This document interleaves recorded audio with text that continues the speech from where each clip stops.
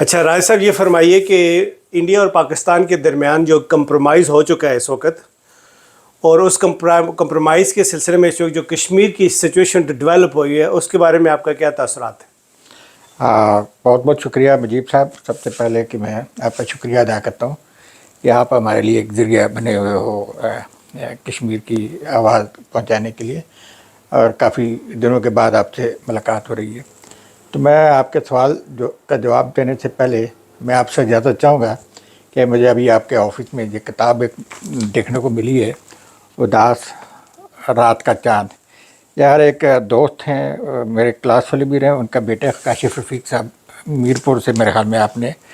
آپ کو انہوں نے ہدیہ کیا تھا۔ تو میں اس نے نظر پڑی ہے مجھے، تو ایک کشمیری کی فریاد،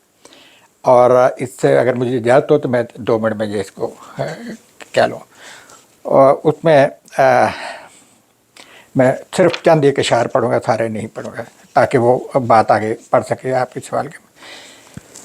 ہمارے قتل پہ خاموش کیوں ہے منصف عالم، ہمارا سیل خوں اس کو دکھائی کیوں نہیں دیتا،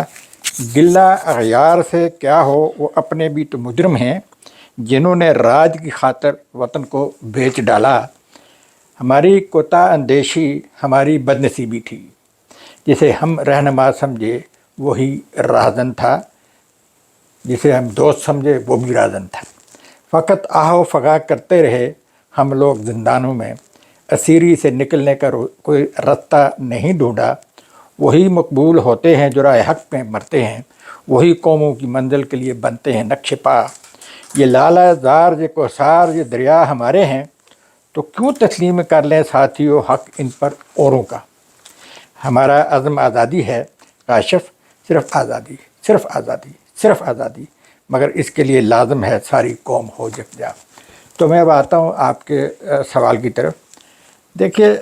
ہماری جو جدوجہد ہے خود کشمیریوں کی، وہ ہے پوری ریاست جموں کشمیر کو متحد کر کے کسی آزاد و خود مختار ریاست کا درجہ دینا، جو ہمارا پہلے سے صدیوں سے رہا ہے۔ اب اس کے مقابلے میں جو بھی آپ نے کہا کہ ہندوستان اور پاکستان نے کمپرومائز کیا ہے، اور یہ کمپرومائز آج پہلی دفعہ نہیں ہو رہا ہے۔ میں آپ کی توجہ ان کا پہلا کمپرومائز جو ہے وہ ہوا ہے 5 جنوری 1949 کو، جس کے نتیجے میں انہوں نے ہمارے حق کی خود ارادیت کو محدود کیا، ہمارے حق آزادی سے نفی کی، آزادی و خود مختاری کی، اور conditional right of self determination ہم کو انٹروڈیوس کرایا۔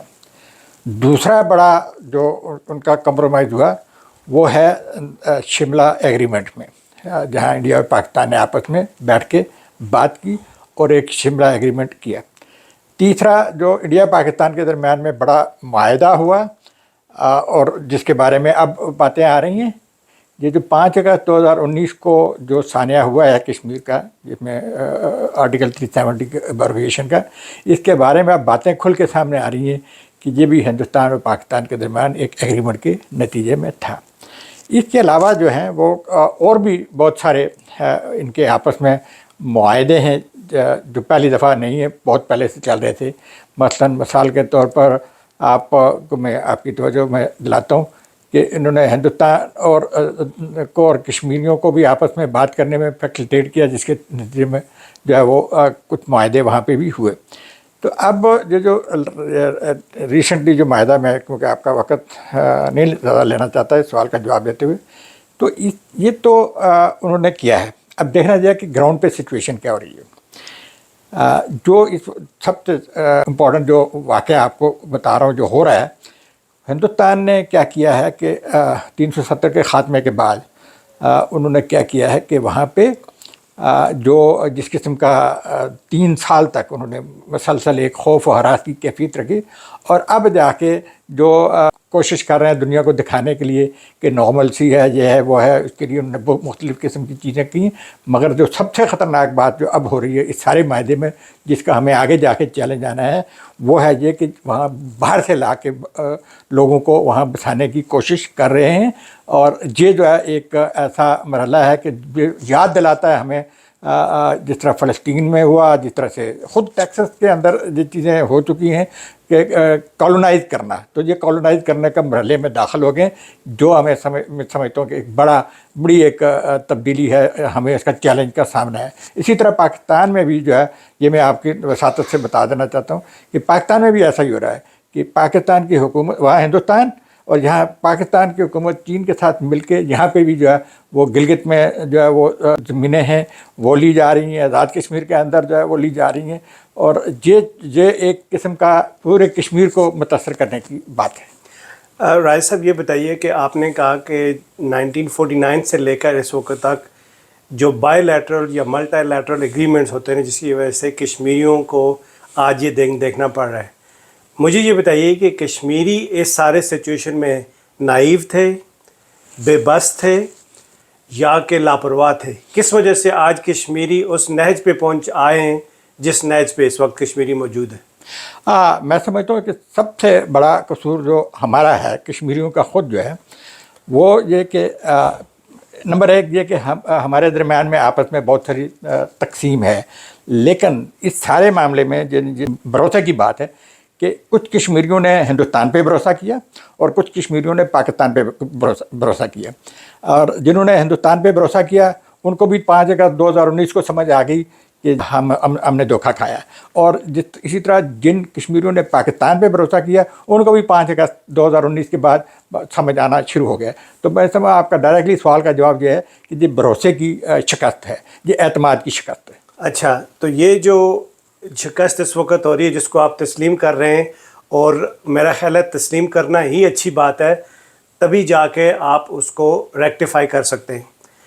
آپ نے ایک امپورٹنٹ پوائنٹ کی طرف اشارہ کیا کہ وہاں پہ نان کشمیریز کو لا کے وہاں پہ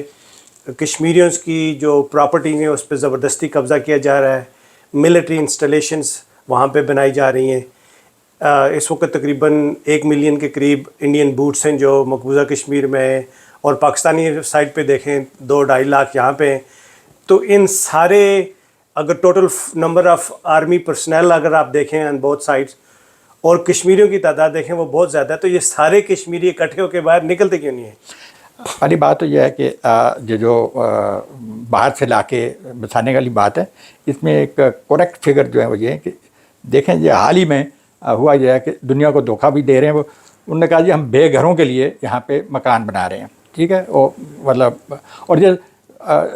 پتہ نہیں 20,000 سے 50,000 کا کچھ اس طرح کا ہے۔ کشمیر میں بے گھر لوگ ہیں ہی نہیں، ہر ایک کا اپنا گھر موجود ہے۔ تو یہ ایک دنیا کو دھوکہ دینے کے لیے کہ وہاں پہ جی لوکل ایسی بات انہوں نے سارے باہر سے لانے۔ اب آگے بات کہ جو آپ کا سوال ہے کہ مثلا ہم اس سارے کے اوپر باہر کیوں نہیں نکلتے، بات یہ ہے کہ آپ اگر ہماری اس تحریک کی حالیہ تحریک کی ماضی کو چھوڑ دیں، حالیہ تحریک کی یعنی 35 سال میں کشمیریوں کی موومنٹ جو ہے وہ انہوں نے دکھایا ہے، یعنی سنگ باری تک جو ہے وہ ہوئی ہے، وہاں پہ احتجاج ہوا ہے، لیکن اب ہم اس وائلنس کی طرف نہیں جا رہے، اور اس قسم کی کوئی چیز نہیں ہو رہی کہ جس میں کوئی وائلنس نظر آئے۔ تو یہ دنیا کو دیکھنا چاہیے کہ اس صورتحال کو سمجھیں کہ کشمیریوں کے جذبات اور احساسات جو ہیں ان کو سمجھنے کی کوشش کریں، اور یہ ایک پولیٹیکل ایشو ہے اور اس کو اسی اینگل میں جو ہے وہ آگے ایڈریس کرنے کی کوشش کریں۔ یہ کوئی نہ سمجھے کہ کشمیر جو ہے وہ اپنے اس سارے حق سے دستبردار ہوتے نظر آ رہے ہیں، ایسا کچھ بھی نہیں ہے۔ بہت شکریہ راجہ صاحب، آپ نے ٹائم دیا، آپ کے ویوز کا بہت بہت شکریہ۔ Thank you.